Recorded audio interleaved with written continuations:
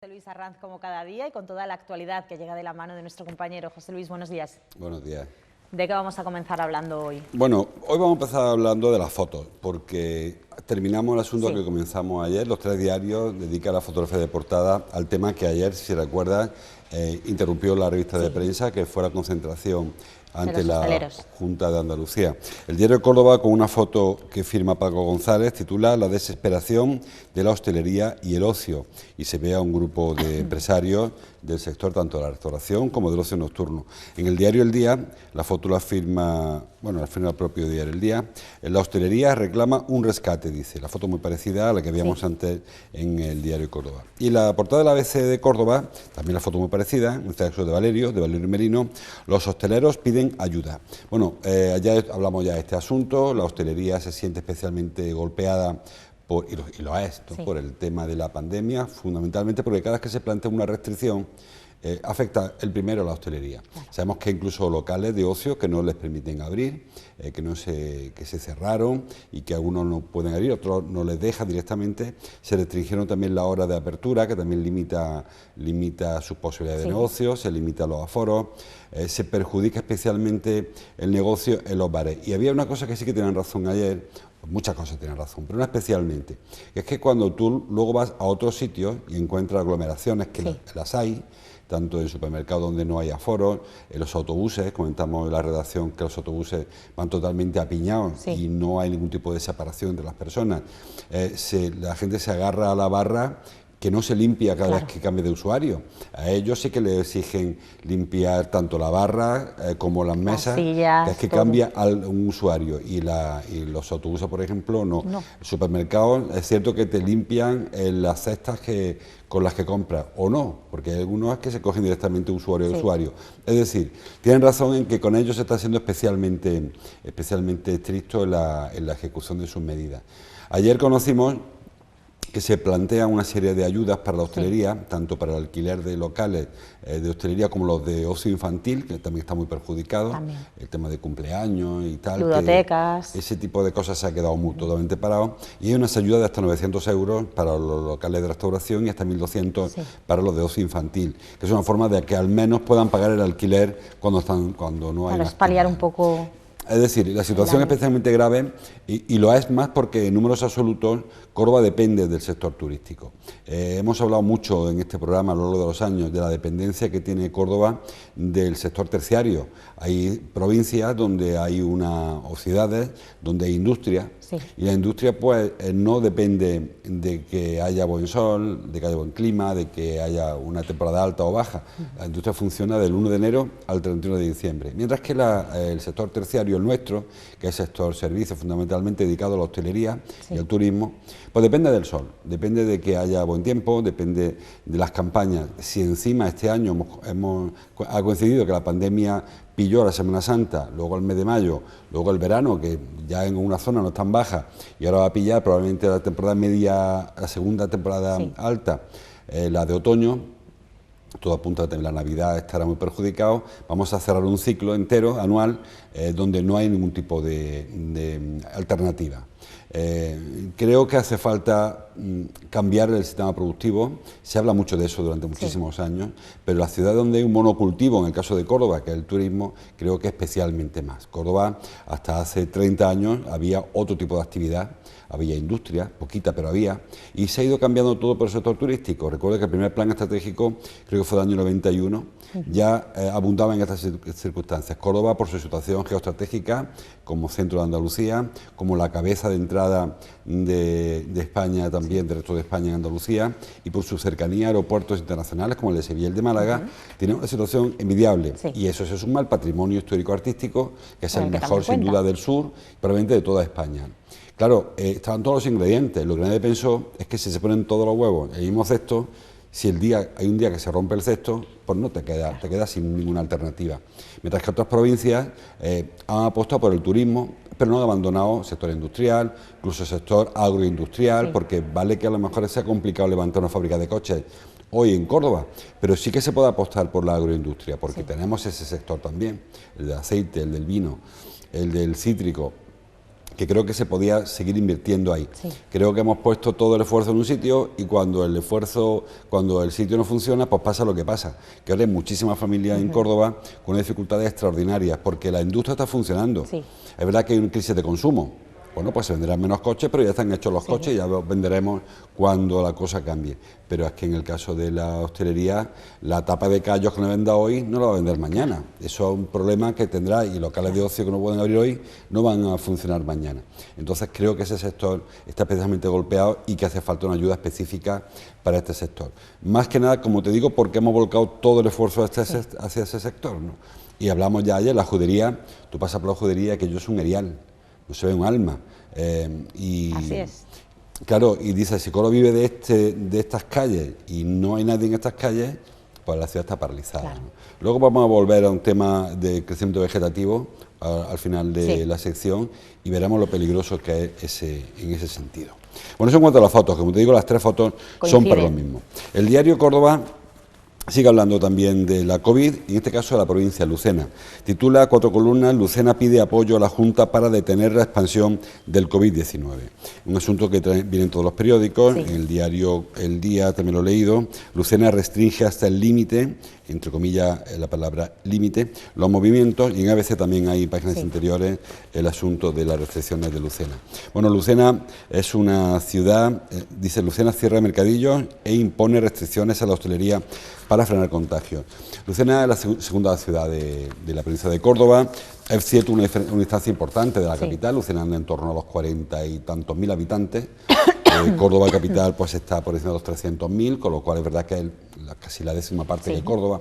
Pero la incidencia que está teniendo en las últimas 2 semanas en la pandemia es muy notable. No llega a las cifras de Córdoba, pero como digo, la población es que es muy inferior. Se hace pública a diario una tasa de contagios, que es una tasa que sale de dividir el número de contagios por 100.000 habitantes, los últimos 14 días. Se decidió ya que los anteriores, como había un lío ahí en cuanto a notificaciones de fallecimientos, de curas, pues un poco como que se dejaba 14 días, se supone que la enfermedad ya se ha estabilizado, se ha curado o lamentablemente la persona ha fallecido, pues se utiliza las 2 últimas semanas como referente, que es la cifra real, la foto fija de ese día. En cuanto a la foto fija, digo, Lucena está por encima de los 970 contagios por 100.000 habitantes. La capital, por ejemplo, está en 190. La cifra es preocupante, la cifra es muy preocupante porque son 5 veces más en números proporcionales, ¿no? En porcentaje, lo que se está dando en Lucena que lo que se está dando en Córdoba. Y lo que es peor, quizás con menores posibilidades de controlar la epidemia.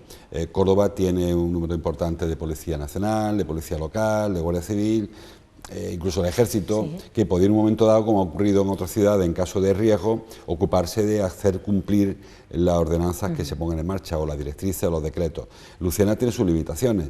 Y luego, además, Lucena es una zona agrícola donde se está añadiendo otros factores, es el caso de las campañas agrícolas. Ahora comienza muy pronto la aceituna ya, y de aquí a 15 días, y el temor es que empiece a haber un contagio añadido al que ya hay, que ya es como se dio, si recuerda, este verano, al principio del verano, ocurrió con la fruta, en la zona entre Huesca y Lleida, allí una zona en la que los temporeros van de finca a finca recogiendo la fruta, y se produjo el primer gran pico de esta segunda oleada.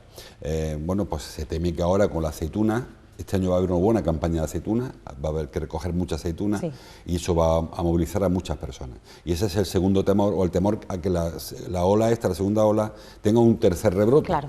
Y que la cosa se les complique. Así que ayer el alcalde de Lucena pidió ayuda a la Junta, pidió que se limiten los horarios. Ellos, por su cuenta, ya han hecho algún tipo de restricciones, tema de mercadillos, por ejemplo, pero hay otras que no dependen de ellos, que dependen de ámbitos supramunicipales, y piden ayuda. Creo que la situación de Lucena, como digo, es complicada. Córdoba, la provincia de Córdoba, quizá a consecuencia de algunos casos como el de Lucena o Fernández Núñez, que también superan la media por la densidad de población, Córdoba hoy es la provincia andaluza con más tasa de contagio. Estamos hablando de que Córdoba tiene 213 casos por 100.000. La provincia, la capital, como decía antes, no llega a los 200, son 190 y tantos. Pero en la provincia de Córdoba la que tiene mayor tasa de contagio, 213. La media de Andalucía son 147. Es verdad que en la media entran municipios que apenas sí tienen contagio. En la provincia aún hay 5 municipios, creo recordar, de memoria, que aún no han tenido un caso de coronavirus. Pero bueno, la media es la que es, ¿no? La provincia, la media, como digo, son 213 casos por cada 100.000 habitantes, y la siguiente, que es Almería, tiene 183, que curiosamente Almería tuvo un rebrote intensísimo de primera semana de septiembre, que le llevó a ser el récord absoluto, 260 casos por 100.000, y ahora, sin embargo, Almería ha bajado, ha doblegado la curva por completo.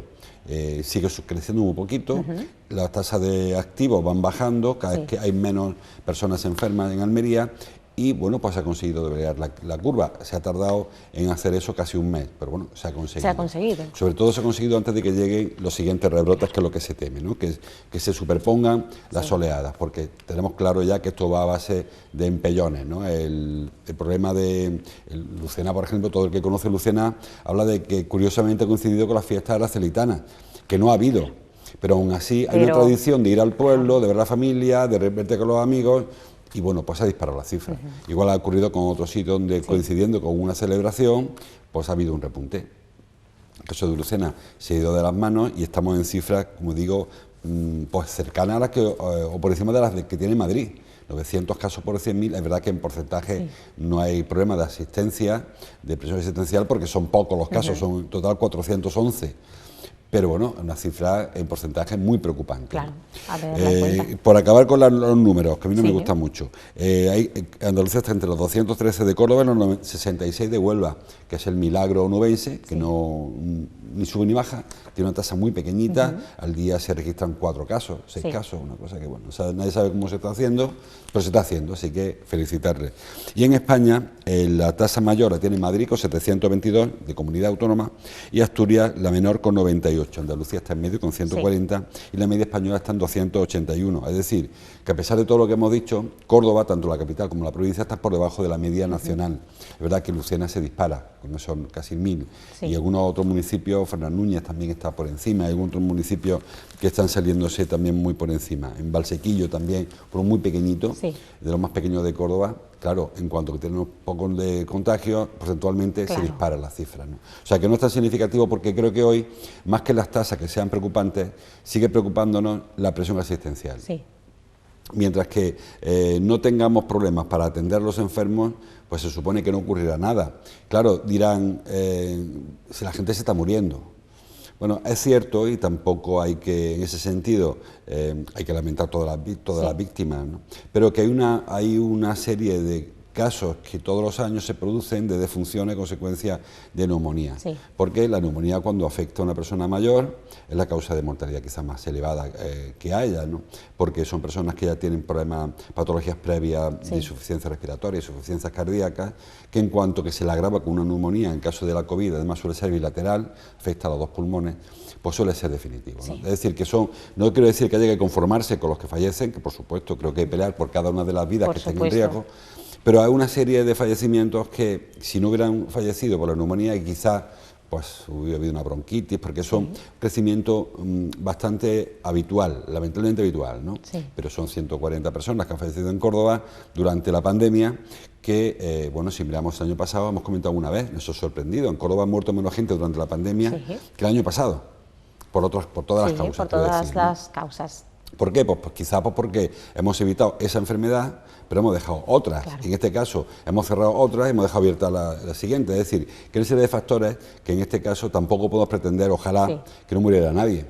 Pero lamentablemente eso le de vida, todos acabaremos por el mismo camino, y en este caso pues el número es un número, repito, no es para conformarnos, ningún número sirve para conformarnos, porque además son tragedias personales todas ellas, pero en este caso no es un número que vaya a pasar a la historia. Cuando se ven en los libros de historia las grandes epidemias mundiales, de la peste negra, de la gripe española, mal llamada gripe española, vemos que son epidemias muy mortales, muy letales, ¿no? En el caso de esta epidemia, cuando se estudie esta epidemia dentro de 15 años, se estudiara por las tragedias económicas, más que por supuesto que está suponiendo. Claro, date cuenta que todavía no se ha llegado al 1.000.000 de fallecidos en el mundo. Claro. Cuando la peste fueron 1.000.000 de fallecidos en un país. Fulminante, además. Claro, y se habla de que en Florencia murió la tercera parte, o sea, murió 3/4 partes de la población.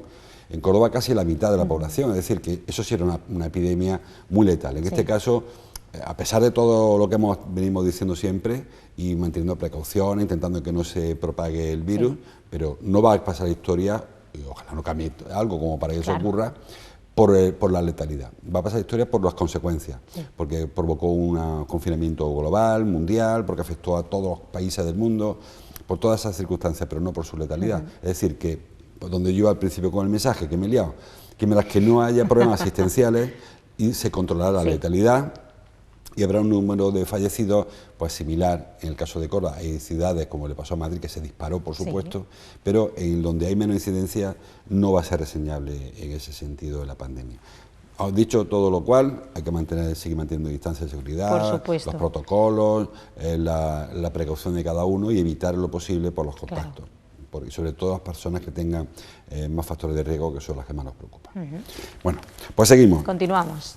Más cosas. En el Diario Córdoba, a ver qué más nos encontramos. Dice el Diario Córdoba en la portada, no sé si lo encuentro, no, lo voy a coger del día.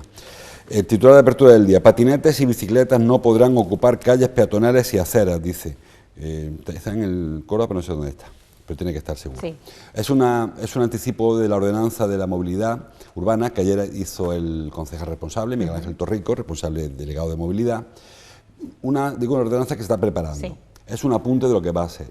Sabes que históricamente cuando se trata de moverse hay tres agentes, ¿no? El vehículo, el peatón y la alternativa, que es habitualmente la bicicleta. La bicicleta. En los últimos años ha habido una alternativa añadida, que es el patinete eléctrico o incluso el patinete manual, el que se autopropulsa, que siempre se había metido grupo de la bicicleta, ¿no? Pero había siempre esas tres opciones. Digo que se ha emitido tradicionalmente, pero ahora está un poco en medio, porque son vehículos a motor, algunos que van a una velocidad que asusta.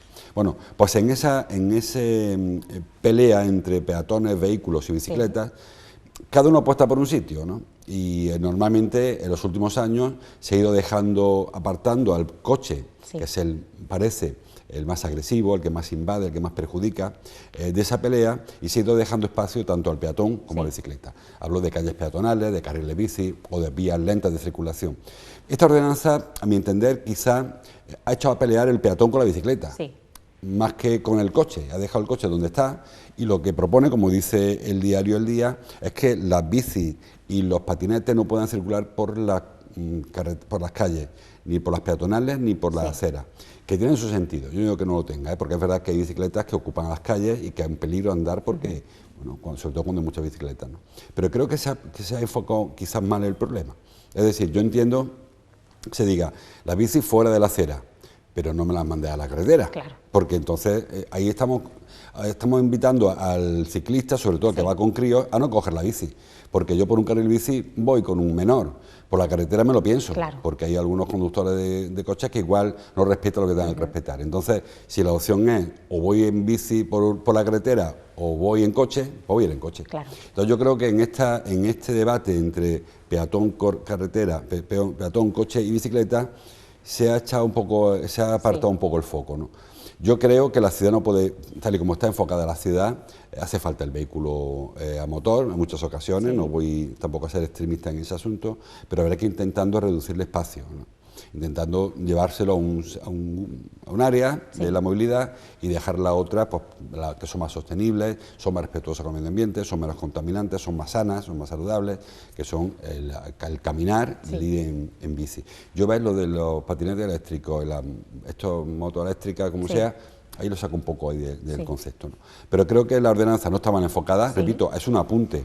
Ayer dijo Torrico, Miguel Ángel Torrico, que ahora toca hablar con la oposición también y con los grupos de peatones, con los grupos de conductores, con los grupos de ciclistas, a ver qué aportan, porque entiendo que se pueda mejorar. Toca escuchar a los afectados, entre comillas. Claro, y entiendo que la intención del Ayuntamiento de la voluntad será incorporar las modificaciones que tengan sentido, vengan de los peatones, vengan de los ciclistas o vengan de los conductores. Pero inicialmente lo que aportó, la primera apuntes que dio ayer Torrico, me dio la sensación esa, de que la pelea de A3 se había dejado el coche un poco al margen y se había puesto a pelear al peatón con la bici, y creo yo que no es lo suyo. Sí. Creo que el peatón y la bici deben convivir, porque además habitualmente el peatón y el ciclista, o el ciclista es peatón, sí, por filosofía de vida, más peatón que el conductor de coche, y hay cosas que sí que es verdad que están mal planteadas. Te digo, la ocupación de la acera por una bicicleta a una velocidad, o los ciclistas que cruzan el paso de peatones en montón de bicicleta, que bueno, pues hay que arreglarlo, hay que corregirlo, pero no hasta los extremos. Por ejemplo, lo que ayer apuntó Torrico, se prohíbe aparcar la bici amarrada a un árbol o una farola. Sí. Pero claro, ¿y dónde la suelta? ¿Y dónde dejas claro, la bicicleta? Porque dice, eso es esto cuando no haya un aparcamiento de bici a menos de 100 metros. Sí. Yo te puedo contar con los dedos de una oreja los aparcamientos que hay, con lo cual o ponen muchos aparcamientos de bicicletas o al final habrá que dejar la bici amarrada en algún sitio. En algún sitio, claro. Entonces yo creo que a esta ordenanza le falta todavía un par de vueltas. Un par de herbores, y tiene buena pinta, ¿eh? Sí. Yo en principio creo que es necesario que se marquen líneas y que se marquen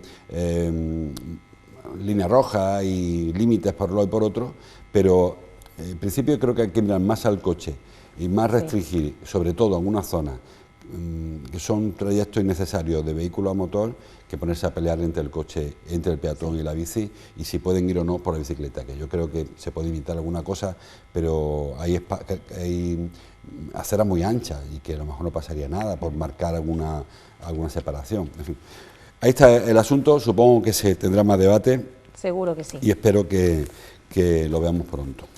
Seguimos, José El Luis. diario de Córdoba trae en su portada un asunto que yo reconozco que he leído y no lo entiendo.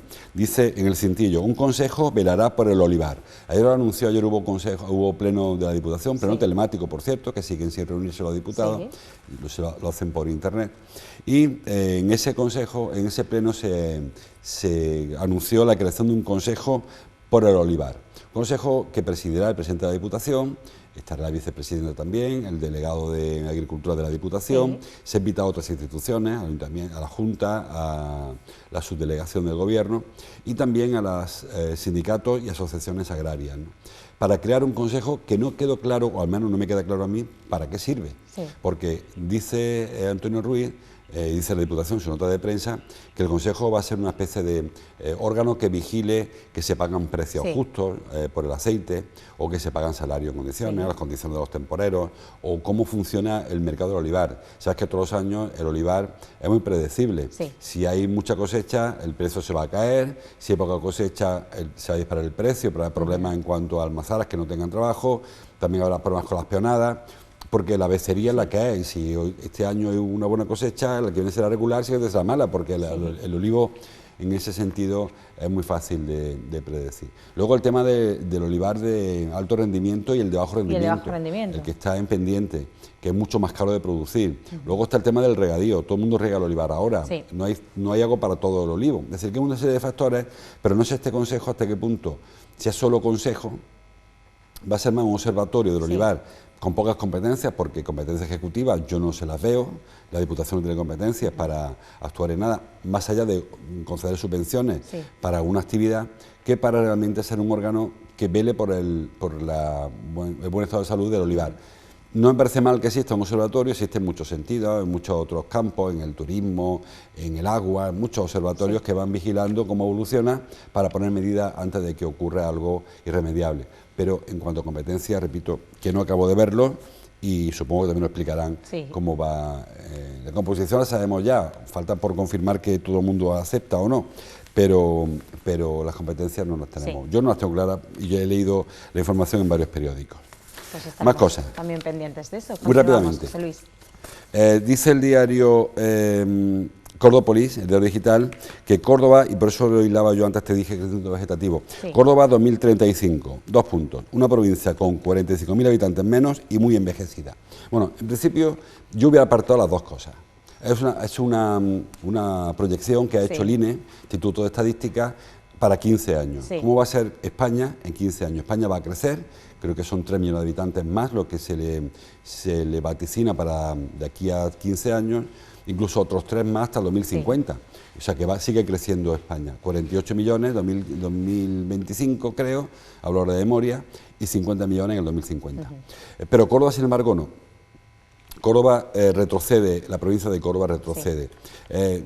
Hay dos problemas en el retroceso. El primero es que Córdoba se envejece y que hay una tasa de natalidad inferior a la tasa de mortalidad, es decir, que fallecen más personas de las que nacen, con lo cual hay un crecimiento vegetativo contrario, y al mismo tiempo hay una tasa de migración que no compensa, en el caso de Córdoba, la natalidad, la de la natalidad-mortalidad. En España sí que compensa, porque en España también hay menor número de nacimientos que de defunciones, pero hay mucho más tasa migratoria, hay gente que llega de fuera.